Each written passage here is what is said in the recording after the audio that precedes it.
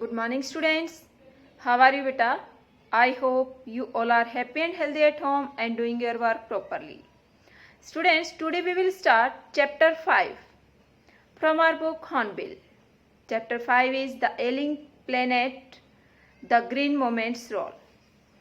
एलिंग means क्या है? सिक planet, ग्रह. कौन से प्लेनेट की बात कर रहे हैं? अर्थ की बात कर रहे हैं यहाँ पर. और अर्थ जो कि एलिंग प्लेनेट है उसमें ग्रीन मूवमेंट का क्या रोल रहा है, क्या भूमिका रही है. This chapter is written by Nani Palkhivala. Let's take an introduction of the chapter. The ailing planet, the green movement's role is a sad commentary on the deteriorating health of our environment. The earth is not more pleasant for habitation. Forests, fisheries, grassland and croplands need to be protected and preserved. We should control our population and try to get away our poverty. Here we can take help. The green movement, which is the only way to get rid of the illness of our planet, the earth. Let's start the chapter line by line. The following article was written by Nani Palkewala and published in the Indian Express on 24 नवंबर 1994. जो नीचे article दिया गया है, अनुच्छेद है, वो लिखा गया है नानी पालकेवाला के द्वारा और इसको पब्लिश किया गया था जो इंडियन एक्सप्रेस न्यूज़पेपर है उसमें 24 नवंबर 1994 में. The issues that he raised regarding the declining health of the earth continue to have relevance. जो issues, जो बातें, जो व्यूज यहाँ पर दिए गए, उठाए गए, जो कि किससे संबंधित थे? Declining health of the earth, गिरता हुआ स्वास्थ्य, decaying health of the earth, continue to have relevance. और वो क्या है? कंटिन्यू है, उनका रिलेवेंस है, संबंधित है आज भी. Man cannot recall any moment in world history which has gripped the imagination of the entire human race so completely. One cannot recall. Recall means क्या? Remember, याद करना. कि कोई भी याद नहीं कर सकता है, रिमेंबर नहीं कर सकता है किसी भी मूवमेंट को, किसी भी गतिविधि को संसार के इतिहास में. Which has gripped. Gripped means यहाँ पर क्या है? कंट्रोल्ड. वैसे ग्रिप क्या था? पकड़, हॉल्ट. यहाँ पर क्या है? कंट्रोल्ड. विच हैज ग्रिप्ड, जिसने कंट्रोल किया, नियंत्रित किया. द इमेजिनेशन, इमेजिनेशन मीन्स क्या? थिंकिंग, सोच को. Of the entire human race, पूरी मानव जाति की. एंटायर मीन्स क्या? होल. पूरी मानव जाति की थिंकिंग को, सोच को कंट्रोल किया. सो कंप्लीटली, इतनी पूरी तरह से. And so rapidly, rapidly means क्या? फास्टली, तेजी से. As the green movement which started nearly 25 years एगो.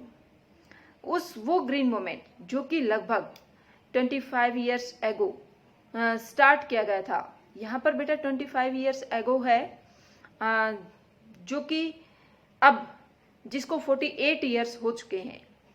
इन 1972 the world first Nationwide Green Party was founded in New Zealand. 1972 में जो संसार की पहली नेशन वाइड अंतर्राष्ट्रीय स्तर की जो ग्रीन पार्टी थी, फाउंडेड मीन्स क्या है? इस्टेब्लिश्ड, स्थापित की गई थी न्यूजीलैंड में. Since then the movement has not looked back. Look back means क्या? पीछे मुड़ के नहीं देखा.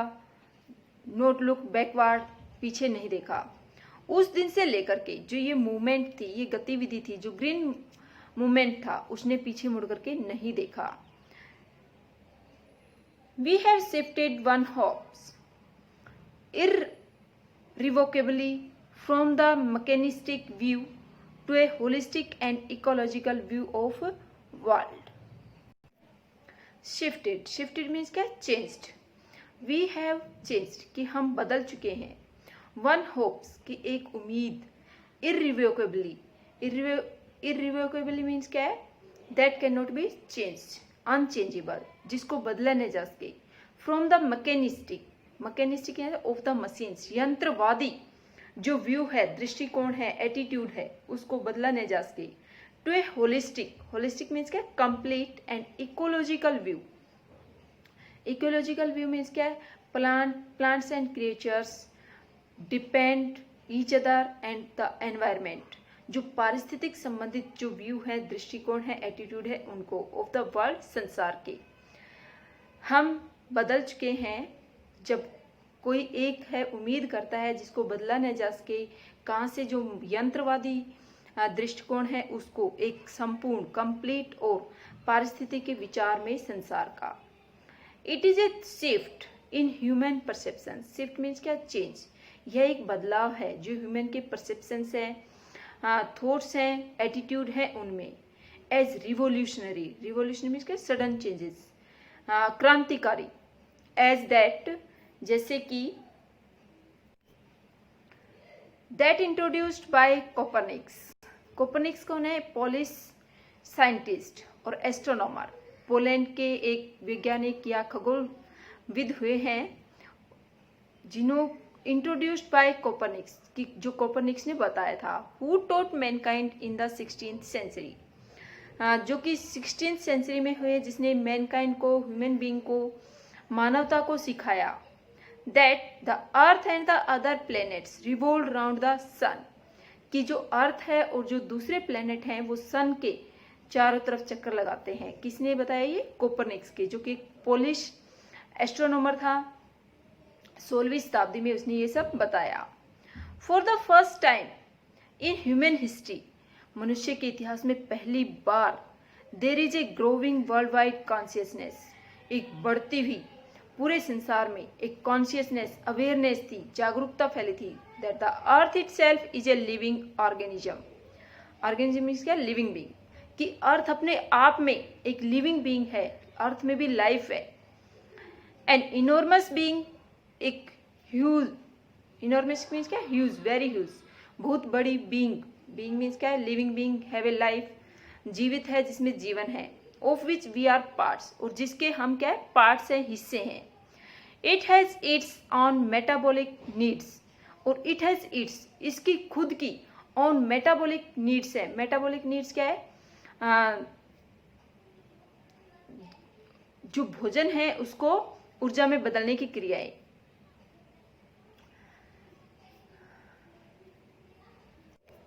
Metabolic chemical process in living beings that changes food into energy, जो कि खाने को रासायनिक क्रियाएं चेंज करती हैं किसमें? ऊर्जा में. वो अर्थ के अंदर भी है. It has its own metabolic needs, इसकी खुद की मेटाबॉलिक नीड्स हैं. भोजन को एनर्जी में चेंज करने की जरूरतें हैं, रासायनिक क्रियाओं की जरूरत है. And vital processes, vital means क्या? इम्पोर्टेंट. और इसके बहुत ही इम्पोर्टेंट प्रोसेस हैं, प्रक्रियाएं हैं. Which need to be respected and preserve, जिनको जरूरत है रिस्पेक्ट करने की, सम्मान करने की और प्रोटेक्ट करने की, प्रिजर्व करने की. प्रिजर्व मीन्स क्या? Protected. The earth's vital science reveal a patient in declining health, जो अर्थ के वाइटल साइंस मीन्स क्या? संकेत, चिन्ह, बहुत ही महत्वपूर्ण चिन्ह जो अर्थ के रिवील करते हैं, डिस्क्लोज करते हैं, उजागर करते हैं.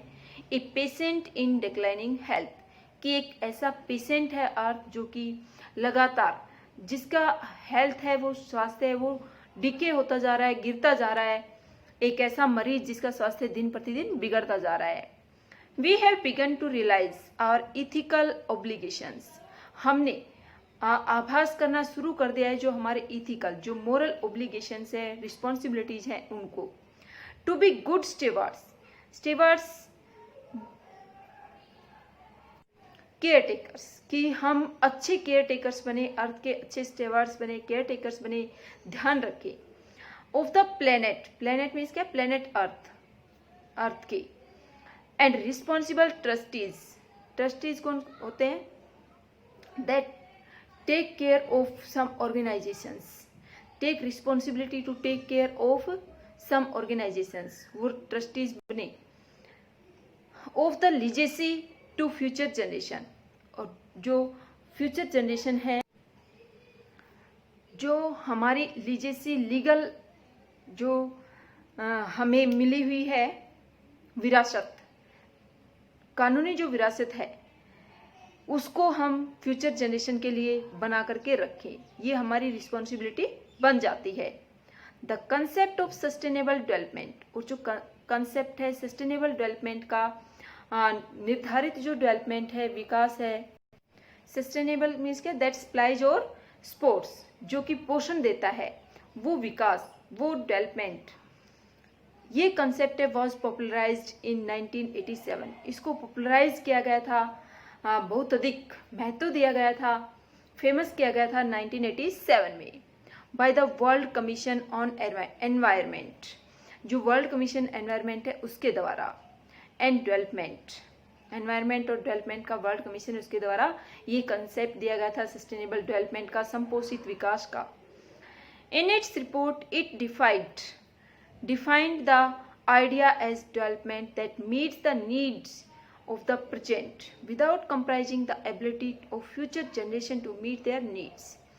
In its report, इसकी रिपोर्ट में it defined, इसने definition दी, define किया the idea, इस idea को as, कैसे, development that meets, वह विकास, वह development जो कि मिलता है, आगे बढ़ाता है, the needs of the present, वर्तमान की जरूरतों को, without comprising the ability of future generation, की जो एबिलिटी है फ्यूचर जनरेशन की उसके साथ कंप्रोमाइज किए बगैर, उनको कोई नुकसान पहुंचाए बगैर, टू मीट देयर नीड्स, ताकि वो भी अपनी जरूरतों को पूरा कर सके, वो भी अपनी जरूरतों के अकॉर्डिंग प्राप्त कर सके।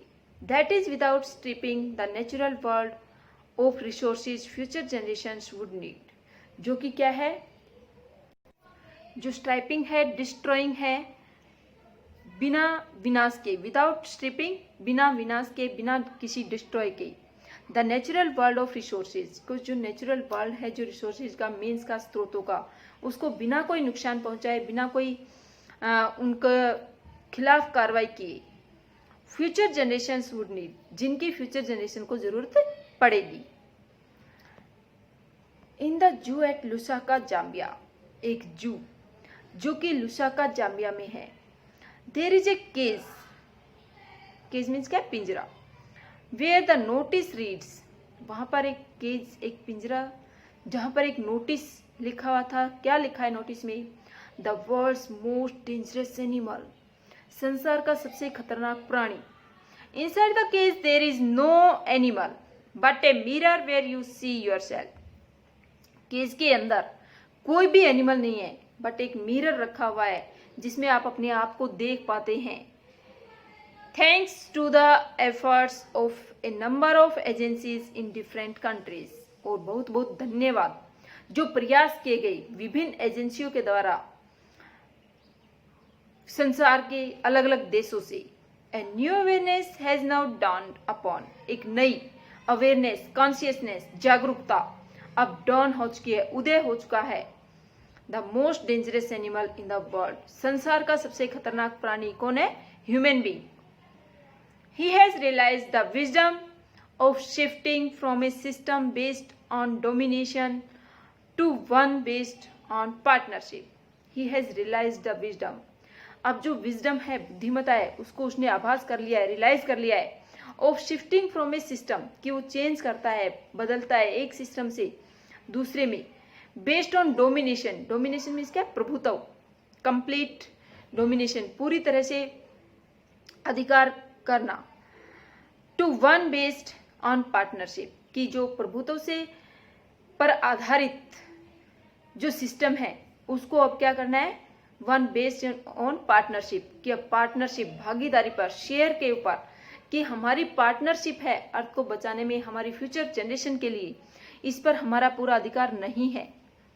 Scientist have catalogued, about 1.4 million living species.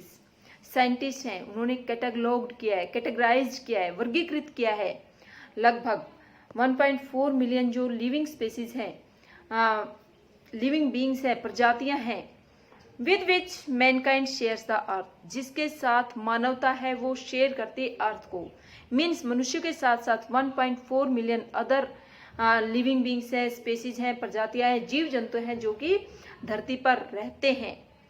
Estimates very widely as regards, very means क्या, डिफरेंट, जो एस्टिमेट करता है, गैस करता है कि ये बहुत ही अलग पूरी तरह से है। As regards the still uncatalogued living species, कि अब भी जो अनकैटलॉग्ड लिविंग स्पेसीज है, ऐसी प्रजातियां हैं जिनको अभी भी कैटेगराइज नहीं किया गया है, वर्गीकृत नहीं किया गया है, वो इससे अलग हैं, बहुत बड़ी संख्या में, बहुत ज्यादा है। Biologist Recon that about 3 to 100 million other living species still languish unnamed and ignominious darkness। जो बायोलॉजिस्ट हैं, जीव वैज्ञानिक हैं, उन्होंने रेकॉन किया है, गैस किया है, एस्टिमेट किया है, क्या एस्टिमेट किया है, दैट अबाउट 3 to 100 million, कि लगभग जो 3 हैं 100 मिलियन में, अदर लिविंग स्पेसीज, दूसरी जीवित जीवों की प्रजातियां हैं, स्टिल लैंग्वेज, कि अब भी उनकी तरफ ध्यान नहीं दिया है। लैंग्वेज मीन्स क्या, मुरझाना, मुरझाते जा रहे हैं, विदर, मुरझा रहे हैं, खत्म हो रहे हैं। अननेम्ड, वो क्या है, अननेम्ड है, उनको कोई नाम नहीं है, उनकी कोई पहचान नहीं है। इन इग्नोमिनियस डार्कनेस, इग्नोमिनियस मीन्स क्या, इनफेमस, कि वो प्रसिद्ध नहीं है, अप्रसिद्धि के अंधेरे में है। बहुत सारी प्रजातियां क्या है, अभी इनफेमस हैं, इग्नोमिनियस, अप्रसिद्धि के अंधेरे में है, जिनको पहचाना नहीं गया है, जिनको कोई नाम नहीं दिया गया है, जो कि क्या कर रही है, अभी मुरझाई हुई है, लैंग्विश है, विदरिंग है। One of the early international commissions which dealt inter alia, एक बहुत पहले का जो अंतरराष्ट्रीय कमीशन था जो कि डील करता है, संबंध रखता है, इंटर एलिया मीन्स क्या है, अमंग अदर थिंग्स, दूसरी बातों के साथ जो कि डील करता है, संबंध रखता है, with the question of ecology and environment, जब क्वेश्चन होता है इकोलॉजी का, एनवायरनमेंट का, पर्यावरण का और पारिस्थिति का। वाज द ब्रांडेड कमीशन, वो कौन सा कमीशन था, ब्रांडेड कमीशन था। Which had a distinguished Indian as one of its members, जिसमें एक जाना पहचाना सबसे अलग इंडियन था, as one of its members, इसके एक मेंबर के रूप में एक भारतीय को भी शामिल किया गया था बड़े तौर पर, मिस्टर एल.के. झा। कौन से इंडियन थे, mister L K. Jha. The first Brandt report raise the question, और जो पहली रिपोर्ट आई थी ब्रांडेड कमीशन की, उसमें इस इश्यू को उठाया गया था, ये क्वेश्चन उठाया गया था, are we to leave our successors a scorched planet of advancing deserts, क्या हम छोड़ने वाले हैं हमारे सक्सेसर्स के लिए, हमारी आने वाली पीढ़ी के लिए एक स्कोर्स्ड, झुलसा हुआ जो ग्रह है, उसमें जिसमें एडवांसिंग डेजर्ट्स हैं, बढ़ते हुए रेगिस्तान हैं, इम्पावरिश्ड लैंडस्केप, बहुत अधिक जो गरीब बना दिए गए हैं, इम्पावरिश्ड मीन्स क्या, मेड पुअर, बहुत अधिक गरीब बना दिए गए हैं लैंडस्केप्स, जो भूदृश्य हैं, भू आकृतियां हैं उनको, एंड एलिंग एनवायरनमेंट, और हमारा जो एलिंग, जो सिक एनवायरनमेंट है, पर्यावरण है। क्या क्वेश्चन पूछा, ब्रांडेड रिपोर्ट का पहला क्वेश्चन उठा, क्या हम एक ऐसा ग्रह, ऐसा झुलसा हुआ ग्रह अपने आने वाले सक्सेसर्स के लिए, वंशजों के लिए, पीढ़ी के लिए छोड़ करके जाएंगे, जहां पर बढ़ते हुए रेगिस्तान हैं, बहुत अधिक पुअर बना दिए गए, गरीब बना दिए गए लैंडस्केप हैं, भूस्थल हैं, भूदृश्य हैं, और एलिंग एनवायरनमेंट है। Mister Lester R Brown in his thoughtful book the global economic prospect, mister Lester R Brown, जिन्होंने अपनी एक बहुत ही चिंतनशील पुस्तक, जिसका नाम क्या, द ग्लोबल मीन्स क्या, of the earth, economic prospect, prospect means क्या, संभावनाएं, पॉसिबिलिटीज, वो points out that the earth principal biological systems are 4। वो पॉइंट आउट करते हैं इस बात की तरफ कि जो अर्थ के जो मेन प्रिंसिपल मीन्स के मेन जो मुख्य बायोलॉजिकल सिस्टम है, पारिस्थितिक के सिस्टम है, वो क्या है 4 हैं। Fisheries, forest, grassland and cropland. Fisheries है, मछली पालन है। फॉरेस्ट वन है, वन क्षेत्र हैं, घास के मैदान हैं। और क्रॉपलैंड है, cropland means where crops land where crops are grown, जहाँ पर फसल बोई जाती है। And they form the foundation of the global. और ये चारों चीजें मिलकर के fisheries, forest, grassland and cropland, ये सब मिलकर के फॉर्म करते हैं, बनाते हैं जो फाउंडेशन है, जो नींव है of the global economic system की। जो हमारा पूरा ब्रह्मांडीय संसार का जो इकोनॉमिक सिस्टम है उसकी नींव ये 4 चीजें बनाती हैं। कौन? Forest, fisheries, grassland and cropland. Students, आज के लिए इतना ही। We will continue this chapter in next video. I hope it is clear to you. Thank you.